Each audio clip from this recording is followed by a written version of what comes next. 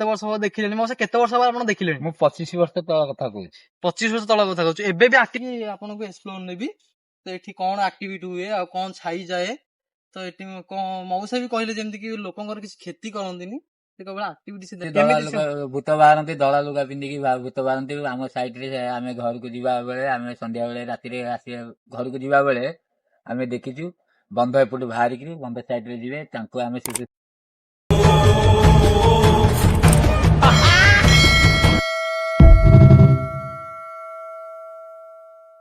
Guys, ମୁଁ ହେଲା ଆପଣଙ୍କର ପିଣ୍ଟୁ। ଆଉ ଆପଣ ମାନେ ଜାଣିପାରୁଥିବେ ଆମେ ଏମିତି ଏକ ଜାଗାକୁ ଆସିଛୁ ଏକ୍ସପ୍ଲୋର କରିବାକୁ, ଯାହାକି ଗୋଟେ ମାନେ 3 ସାଙ୍ଗଙ୍କର ଆକ୍ସିଡେଣ୍ଟ ହେଇଥିଲା ଏଠି।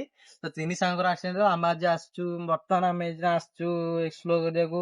ଆମ ସାଙ୍ଗରେ ଆସିଛନ୍ତି ନଣ୍ଡୁ ମାନେ ସନ୍ତୋଷ ଆଉ ମତେ ଆପଣ କ୍ୟାମେରାମ୍ୟାନ ଅଭିଷେକ ଭାଇ। ଆଉ ଆମେ ଏଠି ତିନି ବର ଗଛକୁ ଆମେ ଦେଖିବାକୁ ଚାହୁଁଛୁ ଏବେ। ତ ଇଏ ହେଲା ଗୋଟେ ଏଇ ବରଗଛ, ଇଏ ହେଲା ଗୋଟେ ବରଗଛ, ତା ପାଖରେ ଆଉ ଗୋଟେ ବରଗଛ ଆସିଯିବ। ତ ତା ପାଖରେ ଆଉ ଗୋଟେ ବରଗଛ ଆସିଯିବ, ତା ପାଖରେ ଆଉ ଗୋଟେ ବରଗଛ ଆସିଯିବ। ତା ପାଖରେ ଆଉ ଗୋଟେ ବରଗଛ ଆସିଯିବ। ଆଉ ମୁଁ ଆଜି ଆମେ ରାତିରେ ଏକ୍ସପ୍ଲୋର କରିବାକୁ ଯାଉଛୁ ଏଠି। ଆମକୁ କିଛି ଗାଁ ଲୋକ କହିଲେ କି ଆମେ ମାନେ କିଛି ସ୍ପିଡ ହିଁ ଦେଖିବାକୁ ମିଳେ। ସେଥିପାଇଁ ଆମେ ଆଜି ଏକ୍ସପ୍ଲୋର କରିବାକୁ ଆସିଛୁ। ଏକ୍ସପ୍ଲୋର ମାନେ ଦିନ ବେଳା ବ୍ଲଗ ଟା କରିଦେବୁ ବୋଲି ଭାବିଲୁ। ଦିନ ବେଳା ବ୍ଲଗ ଟା କରିକି ଆପଣ ମାନଙ୍କୁ ରାତିରେ ବି ଆମେ 12ଟା 1 ରାତିରେ ଆସିକି ଦେଖେଇବୁ ଆପଣଙ୍କୁ। ତ ଇଏ ହେଲା ସେଇ ଗାଈ କେମିତି ମରୁଥିଲେ ସେ 3 ସାଙ୍ଗ, ମୁଁ ଆପଣଙ୍କୁ କହିବାକୁ ଚାହିଁବି କି ସେ ତ ଇଏ ହେଲା ନଈକୂଳ ଜାଗା। ତ କ୍ୟାମେରା ନାଡା ଆସ ଦେଖିବ। ତ ଇଏ ହେଲା ସେ ନଈକୂଳିଆ ଜାଗା। ତ ସେ ଏଇଠି ସେ ପାର୍ଟିଟା ବନେଇଥିଲେ, ମାନେ ପାର୍ଟିଟା କରିଥିଲେ ଏଠି ସିଏ। ତ ଏଇଠି ପାର୍ଟିଟା କଲା ପରେ ସିଏ ସେପଟେ ତାଙ୍କର ସିଏ ଗୋଟେ ରାସ୍ତା ଅଛି, ସେପଟେ ଉଠିକି ଆସୁଥିଲେ। ତ ଗାଇସ୍ ଇଏ ବାଙ୍କଣି ଖାଲି ଦେଖନ୍ତୁ ଗାଇସ୍। ତ ଇଏ ବାଙ୍କଣି ଖାଲି ଦେଖନ୍ତୁ, ମାନେ ଟର୍ଣ୍ଣିଂ ପଏଣ୍ଟ ଟା କେବଳ ଦେଖନ୍ତୁ। ଟର୍ଣ୍ଣିଂ ପଏଣ୍ଟ ଦେଖିଲା ପରେ ଆପଣ ମାନେ ଜାଣିପାରୁଥିବେ ଇଏ ତ ମାନେ ଏବେ ସେ କେତେ ବଦଳି ଗଲାଣି, ମାନେ ଏବେ କେତେ ଭଲ ହେଇସାରିଲାଣି। ତ ସେତେବେଳେ ତ ପୁରା ଜଙ୍ଗଲ ହେଇଥିଲା ନା, ସେଥିପାଇଁ ସେ ଏଇଠି ଗୋଟେ ଅଟୋ ସାଙ୍ଗରେ ଗାଁ ଲୋକ କହିବା କଥା, ଆମେ ତ କହିପାରିବୁନୁ ନା। ତ ଗାଁ ଲୋକ କହୁଥିଲେ କି ଇଏ ଅଟୋ ଆଉ ସିଏ ଗୋଟେ ବାଇକ୍ 3 ଜଣ ସିଏ ରୋଡ ଦାଡରେ ଏତେ ଗଛ ଥିଲା, ମାନେ ସେପଟୁ ଗୋଟେ ଗାଡି ଆସିଲେ ଏପଟୁ ଗୋଟେ ଗାଡି ଆସିଲେ ଫେସ୍ ଟୁ ଫେସ୍ ମାନେ କିଛି ଦେଖା ଯାଉନଥିଲା।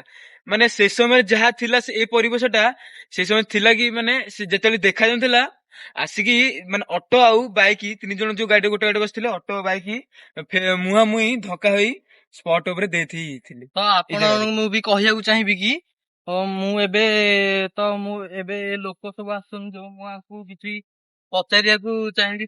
ଲୋକ କେବେ ରାତିରେ ସେ କୁହନ୍ତି ଯେ ବେଶୀ ବାଟ ଯାଏନି, ଏଇ ଯୋଉ ଆପଣ ମାନେ ଦେଖିପାରୁଥିବେ ଏଇ ତିନିଟା ଯୋଉ ସାଙ୍ଗ ଜମା 3ଟା ବର ଗଛ ଦେଖିପାରୁଥିବେ ଆପଣ। ତ ଆପଣ ମାନେ ପୁରା ଭଲରେ ଦେଖିପାରୁଥିବେ। ଏଇ ଦେଖନ୍ତୁ 3ଟା ବର ଗଛ, ଇଏ ଗୋଟେ ଇଏ ଯୋଡେ 3ଟା ବର ଗଛ ଏଇଠି। ଯୋଉ ଆମର ଲୋକମାନେ କୁହନ୍ତି କି 100 ମିଟର ଦୂରରେ ମାନେ ଆକ୍ଟିଭିଟି ହୁଏ। ମାନେ ଆକ୍ଟିଭିଟି କଣ ହୁଏ, ସେ ଗଛ ଉପରେ ମାନେ ଦେଖା କେତେବେଳେ ଗଛ ଉପରେ ବସି ପଡେ, କି କେତେବେଳେ ଲୋକ ଯେତେବେଳେ ଯିବା ଆସିବା କରନ୍ତି ରାତିରେ ଆଗରେ ଚାଲିକି ପଳାଏ, କି ମାନେ ଯଦି ବି ଗାଡି ଯାଇଥିବ କି ସାଇଡ ରେ ମାନେ ଗୋଟେ ମାନେ ପାଉଁଜି ଝମଝମ ଏଇଭଳିଆ ଆଉ। ତ ଏଇଭଳିଆ ତ ଆମେ ଶୁଣିବାକୁ ଚାହୁଁଥିଲୁ, ଲୋକ ଶୁଣିବାକୁ ଚାହିଁଛୁ ଶୁଣିଛୁ ଲୋକମାନଙ୍କଠୁ।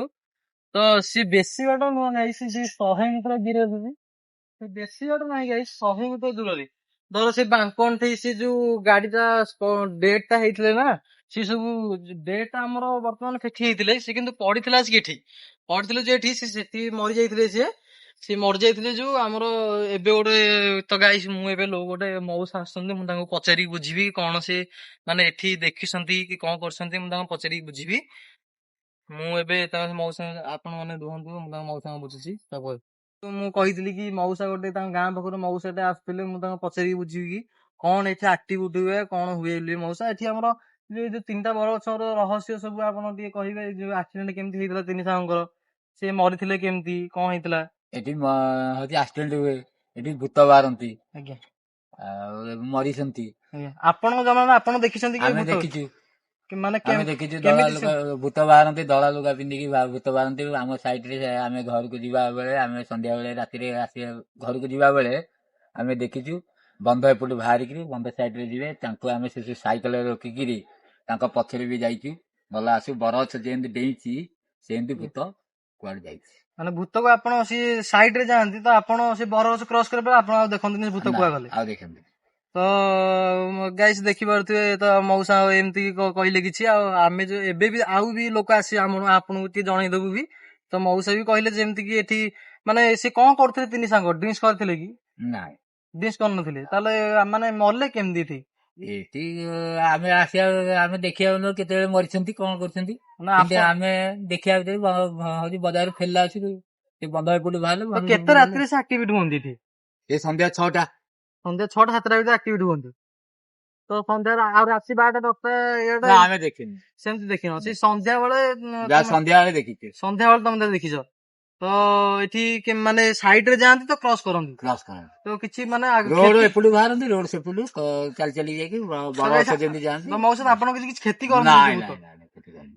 ତାହେଲେ ସିଏ ଯୋଉ ମୁଁ ତ ଶୁଣିଛି କିଛି ଯୋଉ ବର ଗଛରେ ସେ ବସନ୍ତି ଓହଳନ୍ତି ବୋଲି ନାଇଁ ସେତକ କିଛି ନାହିଁ କେବଳ ସେ ସାଇଡ ରେ ଯାଆନ୍ତି କ୍ରସ କରନ୍ତି ସେ କାହାକୁ କିଛି କ୍ଷତି କରିବେନି କ୍ଷତି କରୁନାହାନ୍ତି ତ ମଉସା ବି କହୁଥିଲେ କି କେତେ ବର୍ଷ ହବ ଦେଖିଲେଣି ମଉସା କେତେ ବର୍ଷ ହବ ଆପଣ ଦେଖିଲେଣି ମୁଁ 25 ବର୍ଷ ତଳ କଥା କହୁଛି 25 ବର୍ଷ ତଳ କଥା କହୁଛୁ ଏବେ ବି ଆକ୍ଟିଭିଟି ହୁଏ ବୋଲି ଆପଣ ଜାଣିଛନ୍ତି କି ଏବେ ଆଉ ନାହିଁ କିନ୍ତୁ ତା ଛାଇଟା ରହିଛି ଛାଇଟା ଅଛି ତାହେଲେ ଛାଇଟା ଅଛି ତାହେଲେ କେବଳ ଛାଇଟା ହିଁ ତ ଆମର ଯୋଉ କ୍ଷତିକାରକ ମୁଁ ଲୋକଙ୍କଠୁ ଶୁଣିଛି କିଛିଟା ସିଏ ସବୁ ଟେକା ମାଡ କରନ୍ତି କି ଆଗରେ ଠିଆ ହୁଅ ପଡନ୍ତି ଆସିକି ସେମିତି ସବୁ କରନ୍ତି ସେମିତି କିନ୍ତୁ ତୁମେ ଆସିଲ ଯିବ ବଜାରରୁ ଫେରିଲା ବେଳେ ତୁମକୁ ସତିକି କିଏ ପଛ ପଟୁ ଆଉଛି ତ ଆମେ ଆଗରୁ କିଏ ଯାଉଛି ତ ଆମେ ଯେ 10ଟା 11ଟା ରାତିରେ ଆସି ଏକ୍ସପ୍ଲୋର କରିପାରିବୁ ଏଠି ତ ଆମର କିଛି କ୍ଷତି ହବ ନାଇଁ କିଛି କ୍ଷତି କରିବନି କିଛି କାହାର କ୍ଷତି ତୁମକୁ ଛାଇ ଲାଗିବ କିଏ ଗୋଟେ ସତିକି ଯାଉଛି କି କିଏ ପଛରେ ମୁଁ ଆର ହଉଛି କି ସେମିତି କିଛି କରିବେ କିନ୍ତୁ କାହାର କିଛି କ୍ଷତି କରିବେନି ଆପଣଙ୍କୁ ତୁମକୁ ଟିକେ ଟିକେ ଭୟ ଲାଗିବ ନହେଲେ